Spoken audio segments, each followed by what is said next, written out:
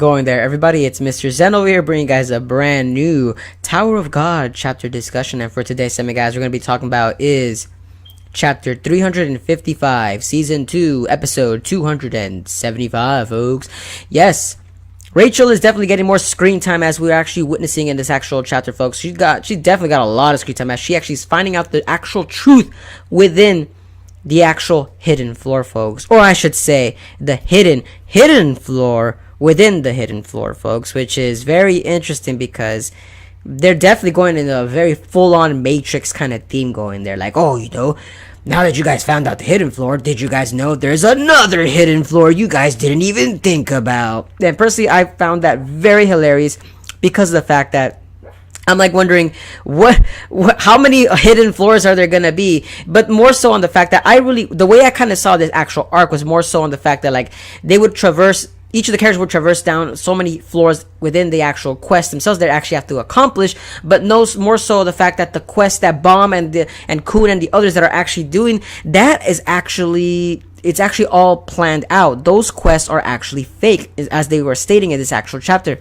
The real actual place is the hidden floor where Rachel is at. She's where the real people are at, where the big breeders themselves are actually orchestrating all the events within the actual fake hidden floor, because of the fact that it's set up in a way where all the actual regulars or irregulars that come in looking for Jihad to see how strong he is or to get information out of Jihad, it's set up as a defense mechanism in order for them to actually stay away from Jihad, because Jihad is actually within the hidden floor. Yes, I know, folks, it's very weird how they're kind of going about that. So in all honesty, Rachel is really the one that's actually far ahead from Kun and the others, and I like that about that because I want to see more of what Rachel can do outside of her actual allies that she rightfully has. The only one that really did help her out was, I think it was Gustang himself from the 10 families, because the fact that little creature that he actually gave to Rachel was the one that actually saved her from being trapped in the mirror and kind of placed her next to the big breeder himself. And I was wondering, like, wow, this is actually pretty good, the way that Rachel's actually getting help from another outside source. But the thing is the fact that I want to see what Rachel's going to do now that she's by herself. That's all that you could tell that the creature did, which is brought her somewhere safe. And that's it. From there on, Rachel's now on her own. Now, I'm wondering, too, if Rachel's going to be talking to the big breeder, or is it going to be persuading her, or is she going to traverse through the actual town? As you see, like, they're all, like, in skyscrapers. It looked like a giant Neo-Metropolis kind of theme going on there. But the place looks very vast, so I'm wondering, like, is he even in that part of the city? That Jihad could even be, like, near the ocean for all we know, because remember, every floor is as big as a continent, so we don't know where Jihad is. It'd be the look of the draw if Jihad really was, like, at a bottom floor beneath the big breeder themselves. That would be funny, but no. What we do know for sure right now is that Kun and the others are trying to get out of the hidden floor, even though Young Ha-sun could have actually told them that there was another floor earlier, but instead he just barely tells them that now, which I was kind of a little bit irritated, because I'm like, why are you telling Bomb all this now, that they're doing everything is fake, after they just got their butts handed to them from freaking the big breeder himself. And speaking of the big breeders, folks, oh my god, I am really shocked that the big breeders in the actual hidden floor, they're a little bit more weaker than they actually appear, folks. They don't seem to be more so on the fact that they're battle prodigies. They're more so on the fact, like, they're kind of just like, how do I say, it's like the maintenance crew. Like, they see regulars come in, oh, okay, we're gonna fix this, we're gonna make them go a certain way. And that's what the big breeders are really meant for. They're not really there to fight in itself, and that makes sense why Bond's actual Shinzu wasn't actually really working within the actual hidden floor, because it wouldn't make sense as to why his Shinzo was being in control, because maybe there really wasn't any Shinzo itself.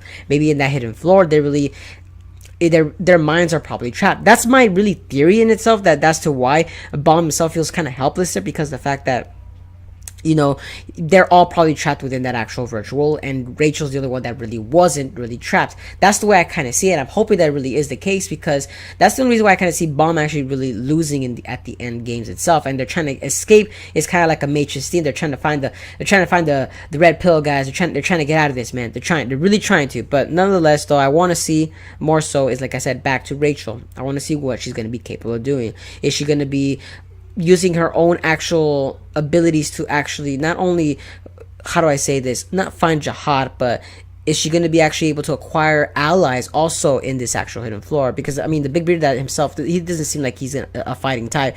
He's already, like, being a pushover while talking to Rachel, but will the other characters going to be just like him, where they'll be just as easily influenced, just like how the big breeder is? It kind of begs the question too at the same time. But so far we haven't been introduced to nobody yet, so let's see just how about that goes. But like I said, very interesting aspect as the guy of the hidden floor is in itself.